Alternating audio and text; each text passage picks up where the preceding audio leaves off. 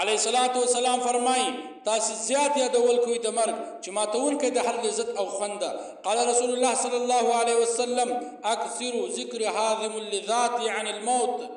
د الله رسول فرمایي زیات مرګ یادوئ ځکه دا ماتونکی د هر لذت او خوند ده. حضرت ابن مسعود رضی الله تعالی عنہ روایت کوي چې نبی کریم صلی الله علیه وسلم یو ورځ خپل اصحابو ته وویل چې تاسې د الله جل جلاله څخه حق حیا وکړئ، یعنی حق حیا وکړئ. صحابه کرامو ورته وویل الحمدلله موږ خو د الله څخه حیا کوو. علیه الصلاة والسلام ورته وویل حیا دې ته نه ویل کېږي، د الله څخه حیا داسې ده چې خپل سر او هغه چې سر ورباندې مشتمل ده لکه ژبه، سترګې، غوږونه د هغه د اعمالو څخه وساتئ چې ناروا دي، او محفوظه وساتئ خېټه خپله او هغه چې خېټه ورباندې مشتمل ده لکه زړه، فرج، لاسونه، پښې د حرام او ناجایزو د اعمالو څخه یې وساتئ، او یاد وساتئ مرګ او د قبر عذاب.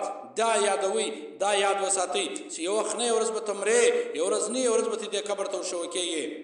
څوک چې اراده د آخرت وکړي او د دنیا شایست پرېږدي او دا کار وکړي نو د الله څخه حق حیا وکړه.